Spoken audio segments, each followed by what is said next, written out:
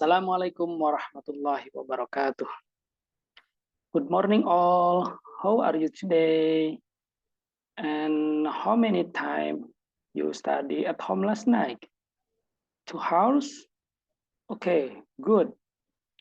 Ya, kamu belajar setiap hari, mempersiapkan diri sebelum ketemu dengan guru mapel, itu sangat baik ya. Lanjutkan. Pada pertemuan kali ini, kita akan mencoba membahas tentang cara menyelesaikan masalah optimasi.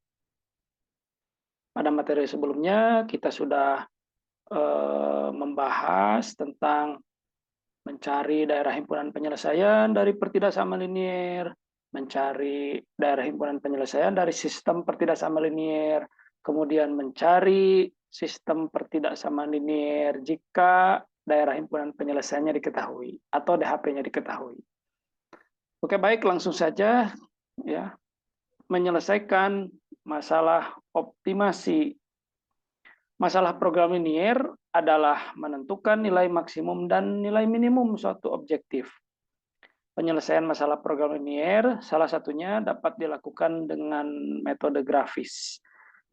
Metode grafis ada dua teknik, yaitu menggunakan garis selidik dan yang kedua menggunakan titik pojok, koordinat titik pojok. Nah, kita bahas dulu tentang mencari nilai optimum fungsi objektif dengan metode uji titik pojok ya, uji titik pojok tadi. Nah, menggunakan titik pojok. Langkah yang pertama, tentukan daerah himpunan penyelesaian. Kemudian yang kedua, tentukan koordinat titik pojok DHP, daerah himpunan penyelesaian. Kemudian langkah yang ketiga, substitusikan koordinat titik pojok ke fungsi objektif. Ambil nilai terbesar jika yang ditanya nilai maksimum, kemudian ambil nilai terkecil jika yang ditanya nilai minimum. Nah, untuk menguatkan pemahaman, marilah kita simak contoh berikut ini. Nah, nilai maksimum suatu fungsi objektif fx, y sama dengan 3x ditambah 4y di daerah yang diarsir adalah titik-titik. Nah, ya, tadi kan sudah dibahas bahwa ada 3 langkah ya, menentukan nilai optimum fungsi objektif. Ini yang ditanya nilai maksimum. Langkah yang pertama adalah tentukan daerah himpunan penyelesaian. Nah, kebetulan di contoh soal ini, daerah himpunan penyelesaiannya sudah ada ya. Jadi DHP-nya itu sudah ada di sini ya. Jadi kita tidak usah mencari lagi DHP karena kan sudah ada. Kita lanjut ke langkah yang kedua, yaitu tentukan koordinat titik pojok DHP. Nah, koordinat titik pojok DHP-nya, coba perhatikan grafiknya, ini ada 1 ya, 2, 3, 4 gitu ya. Atau dari sini mulainya boleh 1, 2, 3, 4 boleh gitu ya. Di sini kan koordinatnya 0,0, kemudian di sini x, y berarti 1,0. Nah, ini belum ada ya, harus kita cari. Ini tidak boleh dikira-kira, tidak bisa ditebak juga, harus kita cari. Ya, yang ini x, y berarti ini 0,1. Kita tinggal mencari yang ini.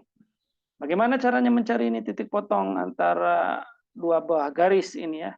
Nah, kita tentukan dulu nih persamaan garisnya. Gitu. Kita sudah belajar kan tentang bagaimana cara menentukan persamaan garis. Jika titik potong sumbu y diketahui, kemudian titik potong dengan sumbu x diketahui. Nah, cara sederhananya begini. Sumbu y, sumbu x. Nah, ini A, ini B. Misalkan ini titik A di sumbu Y, ada titik B di sumbu X. Nah, jadikan A ini sebagai koefisien X, berarti AX. Kemudian B ini dijadikan koefisien Y, berarti ditambah BY. Nah, sama dengan ya A kali B. Gitu. Ini materi yang sudah dibahas ya sebelumnya. Gitu. Nah, bagaimana yang ini berarti? Nah, berarti yang ini 2 dijadikan koefisien X, berarti 2X. Kemudian ini 1 dijadikan koefisien Y, berarti ditambah 1Y. Nah, sama dengan 2 kali 1, 2. Kemudian yang ini 1X berarti ya, 1X ditambah 3 kali Y berarti 3Y, sama dengan 1 kali 3 sama dengan 3. Kita akan coba cari ya dengan dengan eliminasi substitusi. Kami cari X dan Y dari dua buah persamaan. 2X tambah Y sama dengan 2. Kemudian X tambah 3Y sama dengan 3. Nah, gimana caranya? Masih ingat? Apa yang dieliminasi dulu? Boleh X dulu, boleh Y dulu. Ya, kita coba eliminasi X dulu. Eliminasi X berarti ini dikali 1. Yang bawah berarti dikali 2. Dikali 1 berarti ini berapa? Yang atas tetap ya berarti ya. 2X tambah Y sama dengan 2. Yang bawah dikali 2. 2 kali X, 2X. 2 kali 3Y, 6Y. 2 kali 3, 6. Sama dengan, dikurangi. Nah, ini yang atas dikurangi bawah boleh, yang bawah dikurangi atas boleh ya. Nah, kita coba yang bawah dikurangi atas. Kebetulan yang di bawahnya nih koefisien dari variabelnya lebih besar gitu. Oke, 2X dikurangi 2X, 0. Ya. Berarti tereliminasi. 6Y dikurangi Y berarti 5Y. Nah, kemudian 6 dikurangi 2 sama dengan 4. Berarti Y sama dengan 4/5. Tuh. Nah, Y sama dengan 4/5, substitusi ke persamaan 1 boleh, ke persamaan 2 boleh. Kita coba ke persamaan 1 ya. Persamaan 1 itu berarti 2X tambah Y sama dengan 2. Gitu. Berarti 2X tambah Y-nya ada 4/5 sama dengan 2, berarti 2X sama dengan 2 dikurangi 4/5. Tuh. Ya, berarti 2X sama dengan, nah, 2 dikurangi 4/5. 2-nya dijadikan per 5. Berapa? Nah, 10/5. Nah, 10/5 kan 2. Gitu. Samakan dulu penyebutnya. Berarti 10/5 dikurangi 4/5. Berarti 2X sama dengan berapa? 6/5. Itu berarti X sama dengan 6/5 dibagi 2. Nah, X sama dengan, kali silang boleh ya? Nah, oke, kali silang boleh. Berarti 6 kali 1, 6. 5 kali 2, 10. Tuh.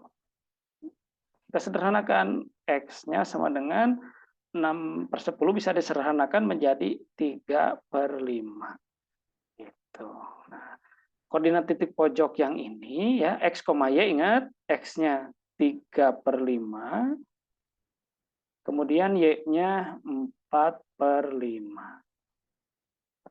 Gitu. Nah, sekarang semua titik pojoknya sudah ada. Gitu.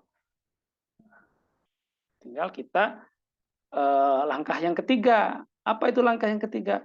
Substitusikan koordinat-koordinat titik pojok ini ke fungsi objektif atau fungsi tujuan. Ya, baik, kita coba hapus dulu yang apa namanya ini. Oke, kita coba share screen lagi.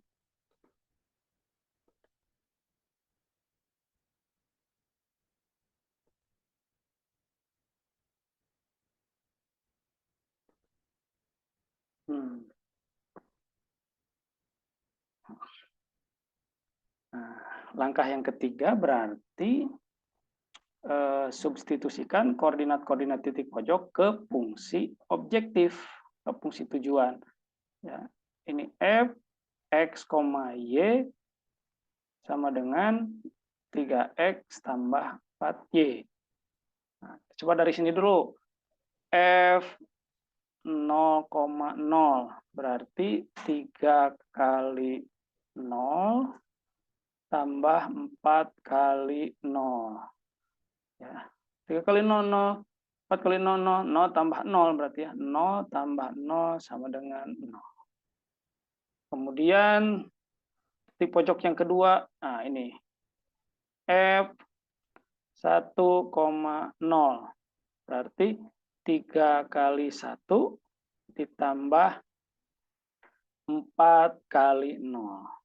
Nah, 3 kali 1, 3, 4 kali 0, 0. Berarti 3 tambah 0 sama dengan 3. Kemudian ya kita coba pisahkan biar selanjutnya F ini ya 3/5, X-nya 3/5, Y-nya 4/5. Sama dengan berarti 3 kali 3/5 ditambah 4 kali 4/5. Ini jadi 9/5 ditambah 16/5. Sama dengan 25/5 sama dengan 5. Kemudian yang terakhir F 0,1 sama dengan berarti 3 kali 0 ditambah 4 kali 1. 3 kali 0, 0 tambah 4 kali 1, 4. 0 tambah 4, 4. Nah, kemudian tadi di kesimpulannya apa? Ambil nilai terbesar jika yang ditanya nilai maksimum. Kemudian ambil nilai terkecil jika yang ditanya nilai minimum. Nah, kebetulan soal ini yang ditanya adalah nilai maksimum. Berarti cari yang terbesar nilainya. Ya, mana? Nah, ini 5 ya. Nah, itu 5. Berarti jawabannya yang C. Kalau yang ditanya nilai minimum berarti ya lihat ya nilai terkecilnya mana? 0 berarti. Kalau yang ditanya nilai minimum berarti jawabannya 0. Gitu. Ya. Kira-kira jelas ya? Untuk contoh soal menentukan nilai optimum fungsi objektif. Jadi sekali lagi Bapak tekankan ya ada 3 langkah untuk menentukan nilai optimum fungsi objektif. Yang pertama, tentukan daerah himpunan penyelesaian. Yang kedua, tentukan koordinat-koordinat titik pojok daerah himpunan penyelesaian. Kemudian yang ketiga, substitusikan koordinat titik pojok ke fungsi objektif. Gitu. Oke, mungkin sampai sini dulu ya untuk pertemuan kali ini.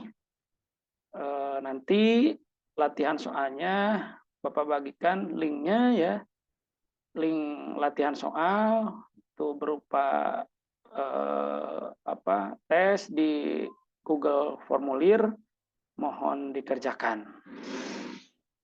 Baik, kira-kira ada pertanyaan?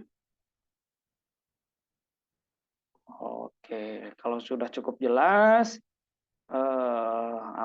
kita akhiri pembelajaran hari ini. Mudah-mudahan bermanfaat, kalian bisa memahaminya. Kurang lebihnya Bapak mohon maaf. Wassalamualaikum warahmatullahi wabarakatuh.